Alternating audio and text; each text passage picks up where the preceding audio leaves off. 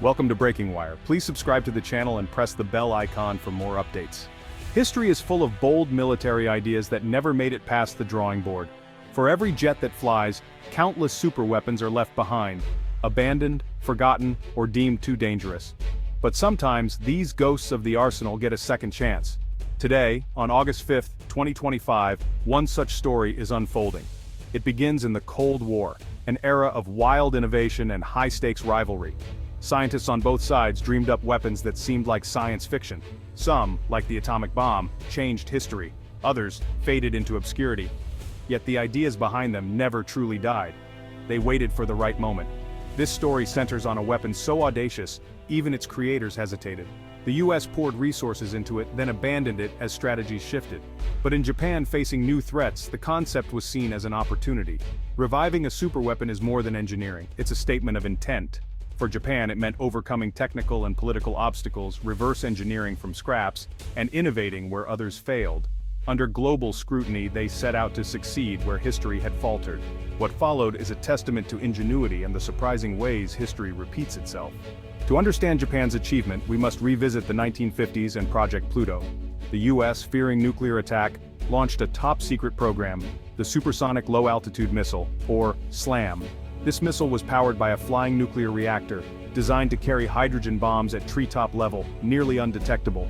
Its nuclear-powered ramjet engine could fly for months, circling the globe, waiting for a strike order. The missile itself was a weapon of mass destruction, spewing radiation and sonic booms as it flew.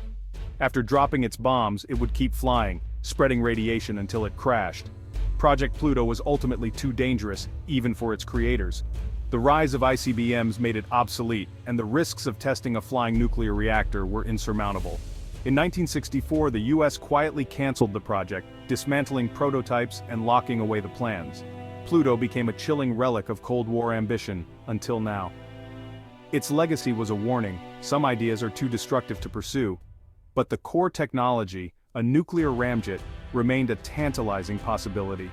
Decades later, Japan would see not a doomsday device, but a potential breakthrough. The question, could this dangerous idea be reborn for a new, defensive purpose? That's where Japan's story begins. For decades, Project Pluto was a historical footnote, but as Japan's security environment grew more volatile, the need for a credible deterrent became urgent. Japan's self-defense forces sought a game-changing technology, one that didn't rely solely on US protection. The nuclear-powered ramjet offered something unique: almost unlimited range and endurance. Imagine a patrol platform that could stay airborne for weeks, monitoring vast ocean areas and responding instantly to threats. The endurance of the engine was the real prize. Pursuing this path was controversial given Japan's complex history with nuclear energy. But the strategic need outweighed the risks. With US cooperation, Japanese researchers accessed declassified Pluto data. The information was incomplete and outdated, but it was a starting point. The challenge: reinvent the technology for the 21st century, safer, cleaner, and more efficient.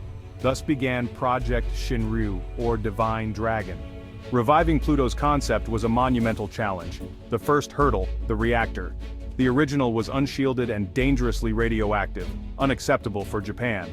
The team aimed for a compact, shielded reactor that could survive Mach 3 flight.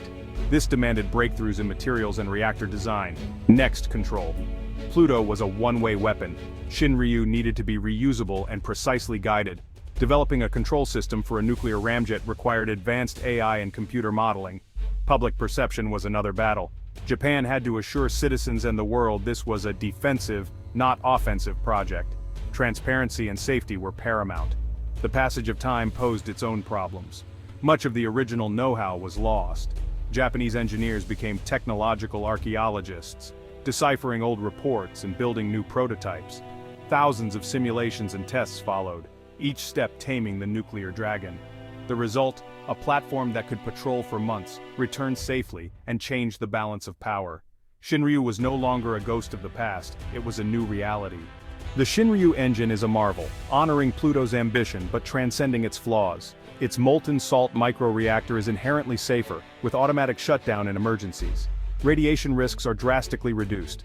New composite materials, ceramics, carbon nanotubes, and exotic alloys make the engine lighter, stronger, and more heat-resistant. This allows higher efficiency and thrust from a smaller, safer reactor. The engine's dual-mode capability is a breakthrough. It takes off like a jet, then switches to nuclear ramjet mode for long-endurance flight. This versatility makes Shinryu practical for real-world missions. During development, a shielding test famously triggered a false alarm because the new materials blocked so much radiation, sensors thought they'd failed. Instead, it was proof of unprecedented safety. Shinryu is not just a weapon, it's a technological leap. It's a platform for surveillance, defense, and perhaps peaceful applications. The Divine Dragon had risen, not as a doomsday device but as a guardian, and the world took notice. Shinryu's success has sent shockwaves through the global security community. For Japan, it's a game-changer: persistent surveillance, independent capability, and reduced reliance on others. The US-Japan alliance is stronger with deeper trust and technological cooperation. Other nations are watching closely. Will this spark a new race for advanced propulsion? The technology's potential goes beyond defense-safe. Compact reactors could power remote stations or disaster zones. The impact depends on how it's used. On August 5, 2025, the world is still absorbing what Japan has achieved. They took a dangerous relic and transformed it into a tool for security and progress. Project Shinryu proves that no idea is ever truly dead. In the right hands, even the ghosts of the arsenal can shape the future. The Divine Dragon has taken flight, and the world is watching the skies.